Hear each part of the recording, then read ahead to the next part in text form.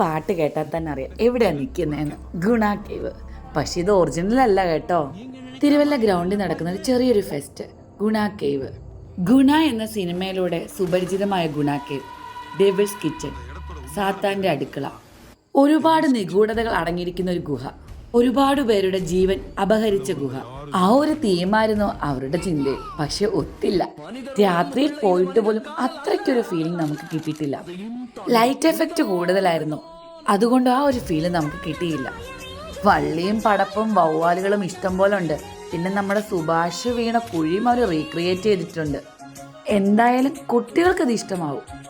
കയറി ചെല്ലുമ്പോൾ തന്നെ ഒരു ഗൊറില്ലയാണ് നമ്മളെ വെൽക്കം ചെയ്യുന്നത്. പുള്ളി ചെണ്ട കൊട്ടിയാണ് നമ്മളെ വെൽക്കം ചെയ്യുന്നത്. കുഴപ്പമില്ല. എൻട്രി ടിക്കറ്റിൻ്റെ റേറ്റ് 80 രൂപയാണ്. ഞാൻ പറഞ്ഞ ആളിതാണ്, ആതിഥ്യ മര്യാദയുള്ള ഗൊറില്ല. ഷീറ്റും കൊണ്ടാണ് ഉള്ളവർ അലങ്കരിച്ചിരിക്കുന്നത്. ഇരുട്ടാണ് മെയിൻ തീം. പക്ഷെ ലൈറ്റ് വെച്ച് അവർ മൊത്തം കുളവാക്കിയേക്കാണ്. കുട്ടികൾ പേടിക്കും, പക്ഷേ വലിയവർക്ക് അത്രയ്ക്ക് ഫീലിങ്സ് ഉണ്ടാവത്തില്ല. മേ ബി കുറച്ച് ലൈറ്റ് കുറച്ചിട്ടുണ്ടായിരുന്നെങ്കിൽ കുറച്ചും കൂടി എഫക്റ്റ് ഉണ്ടായേനെ. ദേ ഇതാണ് ഞാൻ പറഞ്ഞ സുഭാഷ് വീണ കുഴി. കൊള്ളാം. ദൂരമുണ്ട്, ആഴമുണ്ട്. മേളിൽ മിറർ വെച്ച് സെറ്റ് ചെയ്തേക്കുവാണ്.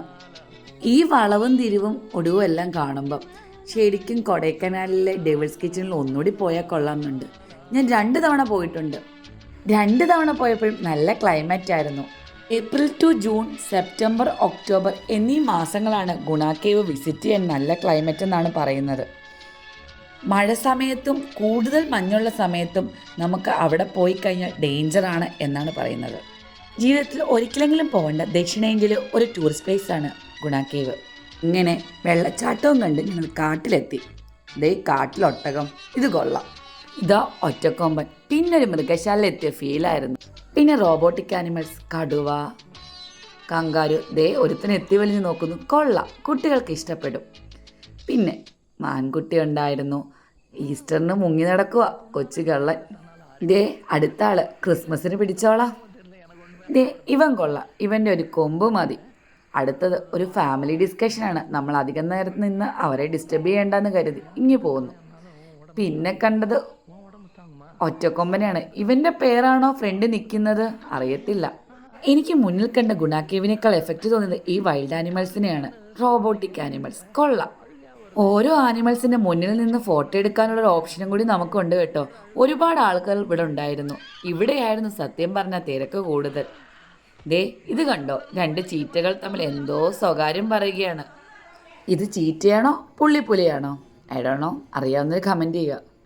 അവരെന്തോ ഫാമിലി പ്രോബ്ലം പറഞ്ഞു തീർക്കുകയാണ്. അധികം നേരം അവിടെ നിൽക്കുന്നത് ശരിയല്ലല്ലോ. ഇങ്ങി പോരാ. പിന്നെ പോയത് കുതിരച്ചേട്ടൻ്റെ അടുത്താണ്. ഇവൻ കൊള്ളാം, തലയെടുപ്പുണ്ട്. എനിക്കൊരു ഡൗട്ട്, ഇവനെങ്ങനെ കാട്ടി വന്നത്?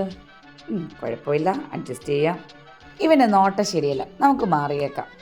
ദേ ഇവൻ്റെ തലയാട്ടം കണ്ട കൊള്ളാമല്ലേ? ഗുണ കേവിൽ കേൾക്കുന്ന പാട്ടിനനുസരിച്ച് തലയാട്ടുന്നത് പോലുണ്ട്. എന്തായാലും എനിക്കിഷ്ടപ്പെട്ടു. ഇതാ തലയെടുപ്പുള്ള മറ്റൊരുത്തൻ. ഇവൻ്റെ മുഖമൊന്ന് കാണാൻ ഒരുപാട് പണിപ്പെട്ടു, പക്ഷെ കാണാൻ പറ്റിയില്ല. ഈ കൂട്ടത്തിലൊരു നാണക്കാരനുണ്ട്, വാ കാണിച്ചു തരാം. ഇവനാണ്. ഇവൻ ഞങ്ങൾ ചെന്നപ്പം തൊട്ട് തറയെ നോക്കി നടക്കുക. പിന്നെ കരടിയായി. ഇവൻ്റെ അടുത്ത് അധികം നേരം നിൽക്കുന്നത് പന്തിയല്ലെന്ന് തോന്നി. പിന്നെ വേറൊരാളെ കാണിച്ചു തരാമേ.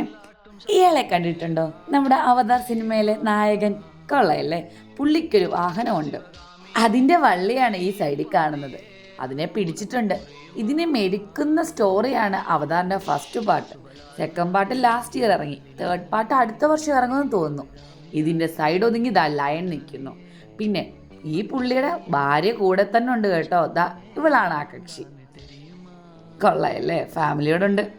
അത് കഴിഞ്ഞ് ഞങ്ങൾ ഇറങ്ങിയതൊരു സ്റ്റാളിലോട്ടാണ്. കുഴപ്പമില്ലാത്ത സാധനങ്ങളെല്ലാം ഉണ്ട്. മിച്ചർ സ്റ്റാള്, ബുക്ക് സ്റ്റാള്, മിഠായി ഷോപ്പ്, അങ്ങനെ ഒരുപാടുണ്ട്. ആദ്യമേ കണ്ണുളിക്കിയത് ബുക്ക് സ്റ്റാളിലോട്ടാണ്. ഒരുപാട് നാളായിട്ട് വായിക്കാൻ ആഗ്രഹിക്കുന്ന ഒരു ബുക്കാണിത്, പക്ഷെ വാങ്ങിയില്ല. ഇതെൻ്റെ കയ്യിലുണ്ട്, പക്ഷെ ഇതുവരെ കംപ്ലീറ്റ് ആക്കാനും പറ്റിയിട്ടില്ല. അവിടുന്ന് പതുക്കെ ഞങ്ങൾ നടന്നു ചെന്നതോ 90s വേൾഡിലോട്ട്. ഈ മുട്ടായി എല്ലാം കാണുമ്പോൾ കുട്ടിക്കാലം വല്ല ഓർമ്മ വരും.